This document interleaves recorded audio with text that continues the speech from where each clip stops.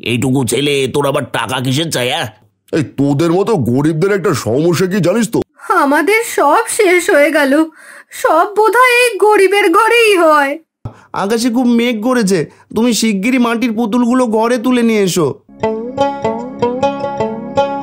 বিজয়পুর নামক একটি গ্রামে রাখাল নামের একজন চাষি বাস করেন। সংসারে তার একটি ছেলে ও তার বউ আছে।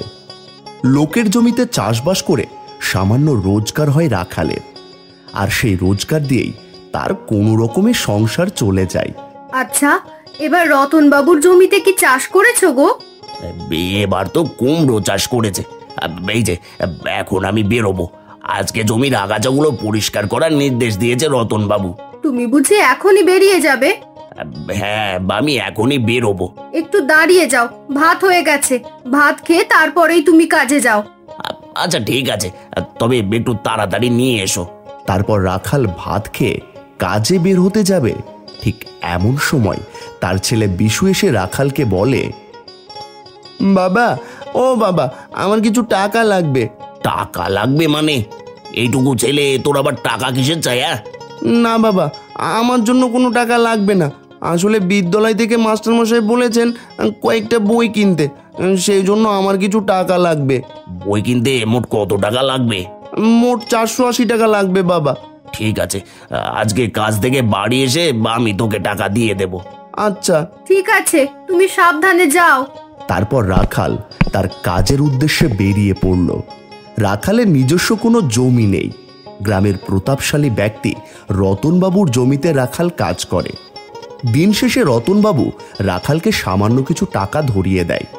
আজকে তাহলে আগাছাগুলো পরিষ্কার করার পর রতন বাবুর কাছে কিছু টাকা চাইবো, তারপর না হয় কাজ করে পরে টাকা শোধ করে দেব। রাখালের যেমন ভাবা তেমন কাজ। জমির আগাছা পরিষ্কার করার পর রতনবাবুর কাছে গেল রাখাল। ও রাখাল, তুই এসেছিস? তোর সাথে আমার কিছু কথা ছিল। ভালোই হলো তুই এসেছিস। হ্যাঁ রতন বাবু, আমারও আপনার সঙ্গে একটু দরকার আছে। আগে আমার কথাটা তুই মন দিয়ে শোন। আগামী কয়েক মাস আমার জমিতে আর কোনো কাজ নেই। জমিতে কুমড়ো তো ভালোই হয়েছে, কাল এই কুমড়োগুলো তুলে বিক্রি করতে পাঠিয়ে দেবো শহরে। এখন ভাবছি জমিতে আর কিছু চাষ করবো না, তাই তুই আর কাল থেকে কাজে আসিস না। এই নে আজকের 200 টাকা। কিন্তু রতন বাবু। হ্যাঁ বল, এবার তোর কি কথা আছে? আসলে আমার যে কিছু টাকার দরকার ছিল, না মানে আমার নয়, আমার ছেলের বিদ্যালয়ের বই কিনতে হবে, সেই জন্য আমার আরো 300 টাকার দরকার ছিল। আমি ভেবেছিলাম আপনার কাছ থেকে ধার নিয়ে পরে কাজ করে শোধ করে দেব। হ্যাঁ, কিন্তু সেটি তো আর হচ্ছে না। আপনি যদি কিছু টাকা দিয়ে আমায় সাহায্য করতেন খুব ভালো হতো। এই তোদের মতো গরিবদের একটা সমস্যা কি জানিস তো? যত দেবো ততই চাই। যা তো, এখন বাড়ি যা, আমার কাছে কোনো টাকা পয়সা হবে না। রাখাল মন খারাপ করে বাড়ি চলে এলো। কি গো, কি হয়েছে? এভাবে মন মরা করে বসে আছো কেন? সবকিছু শেষ হয়ে গেল গিন্নি, সবকিছু শেষ হয়ে গেল। আমার কাজটাও যে হাত ছাড়া হয়ে গেল। কি বলছো এসব উল্টোপাল্টা কথা? কি হয়েছে বলবে? রাখাল সব কথা খুলে বলল তার গিন্নিকে। কি বলছো কি? এখন কি হবে? আর বাবা, আমার বই, তাহলে কি আমি আর বই কিনতে পারবো না? পারবি, ঠিক পারবি। আমি যে করে হোক টাকা জোগাড় করে দেব। এখন এই 200 টাকা দিয়ে আপাতত কাজ চালিয়ে নে, তারপর আমি বাকি টাকাটা জোগাড় করছি। আচ্ছা বাবা, ঠিক আছে। এই বলে বিশু ঘরে চলে গেল। এখন কিভাবে আমাদের সংসার চলবে? সে কথাটা আমিও ভাবছি গিন্নি, কি যে হবে আমাদের। যত দুঃখ কষ্ট সবই বোধহয় আমাদের মতো এই গরিবদের জীবনেই। না গিন্নি, এভাবে বসে থাকলে চলবে না। আমাকে কোনো একটা উপায় বের করতেই হবে রোজগার করার। কিন্তু তুমি করবেটা কি? আচ্ছা, তুমি তো ভালো মাটির পুতুল তৈরি করতে পারো, আমাকে কিছু মাটির পুতুল তৈরি করে দাও না, আমি গ্রামে গ্রামে বিক্রি করব। হ্যাঁ তাই তো, এটা তুমি একদম ঠিক কথা বলেছো। আমি আজই কিছু মাটির পুতুল তৈরি করে রাখবো। 2 দিন পর শুকিয়ে গেলে তুমি সেটা বিক্রি করতে নিয়ে যেতে পারবে। তারপর রাখালের গিন্নি বেশ কিছু মাটির পুতুল তৈরি করে রোদে শুকোতে দিল। ঠিক সেদিন বিকেল বেলা, মা, ও মা, আকাশে খুব মেঘ করেছে, তুমি শিগগিরই মাটির পুতুলগুলো ঘরে তুলে নিয়ে এসো।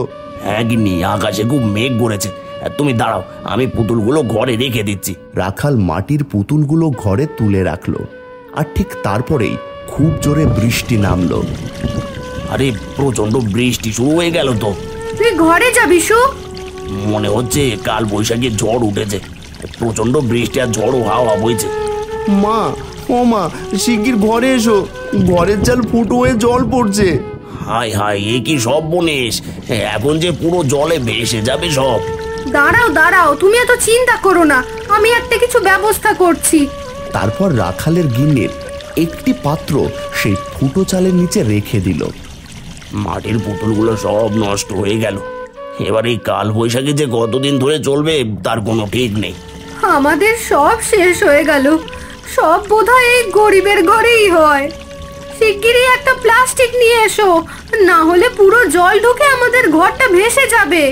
সেই কালবৈশাখী ঝড়ের মধ্যে রাখাল একটি প্লাস্টিক কোনো রকমে ঘরের জানলায় বেঁধে দিল, যেন জল ঘরে প্রবেশ করতে না পারে। এভাবে আর কতক্ষণ চলবে? ঝড়ের যা দাপট, তাতে তো মনে হচ্ছে। না গিন্নি, তুমি ও কথার মুখে এনো না। আর সব কিছু আমার জন্য হয়েছে। আমি রোজগার করে ঘর বাড়ি ঠিক করে রাখতে পারিনি, সব আমার দোষ। বাবা, তুমি এভাবে কেন বলছো? ঝড় থেমে গেলে দেখবে আমার সব আগের মতো হয়ে গেছে। তুমি একদম চিন্তা করো না। এভাবে আর কতদিন, সত্যি আমি জানি না। পরদিন সকালবেলা তখনও বৃষ্টি থামার কোনো নাম নেই। রাখাল তার গিন্নিকে বলল, গিন্নি, এভাবে বাড়িতে বসে থাকলে কেউ আমাদের টাকা দিয়ে যাবে না, আর আমাদের পেটও চলবে না। আর তার জন্য গায়ে খেটে কাজ করতে হবে আমাদের। আর তাহলেই কাল বৈশাখীতেই আমাদের ঘরও ভেঙে পড়বে যে। কিন্তু তুমি এখন এই বৃষ্টির মধ্যে কোথায় যাচ্ছ?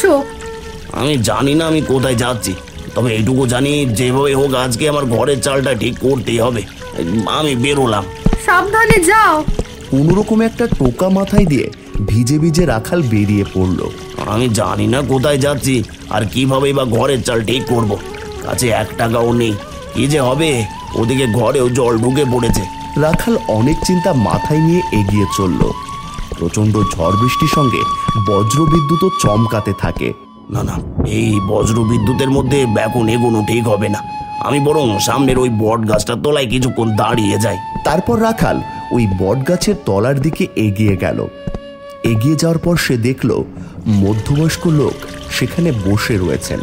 তার পরনে সাদা একটি ধুতি ও পাঞ্জাবি, মুখে আধপাকা দাড়ি, আর হাতের কাছে রয়েছে একটি বস্তা। কে আপনি?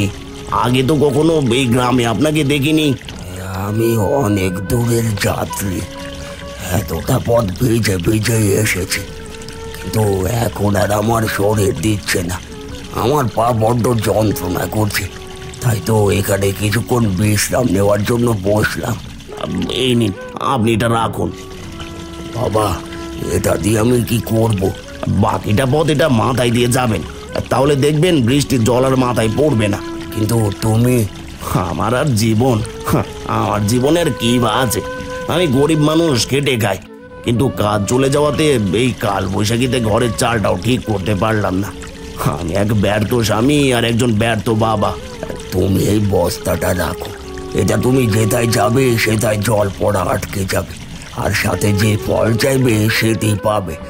এই নাও। রাখাল বস্তাটা খুলে দেখতে যাবে, ঠিক এমন সময় সেই লোকটি যেন উধাও হয়ে গেল নিমেষের মধ্যে।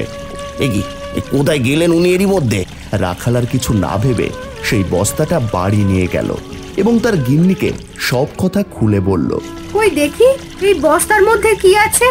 বস্তা খুলে তারা দেখতে পায় বস্তার মধ্যে রয়েছে কয়েকটি শুকনো কলা পাতা। তার মানে উনি নিশ্চয়ই সাধারণ কেউ নয়। এই কলার পাতা আমাদের ঘরে চালে দিলেই জল পড়া বন্ধ হবে গো গিন্নি।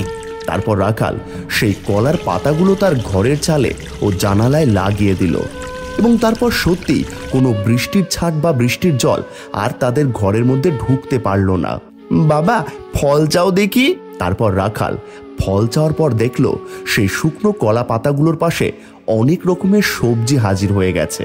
ওগো, আমাদের আর কোনো চিন্তা রইল না। তুমি এবার এই ফল দিয়ে তোমার ব্যবসা শুরু করতে পারবে। হ্যাঁ গো গিন্নি, সবই ওপরওয়ালার আশীর্বাদ। হ্যাঁ বাবা, আর বিদ্যালয়ের বইগুলো আমি কিনতে পারবো। তারপর সেই ফলগুলো নিয়ে রাখাল ব্যবসা শুরু করলো এবং কালবৈশাখী ঝড়ের মধ্যেও তাদের ঘরে আর কোনো বৃষ্টির জলের প্রভাব পড়ল না। এরপর থেকে তাদের দিন খুব ভালোভাবেই কেটে যেতে থাকে।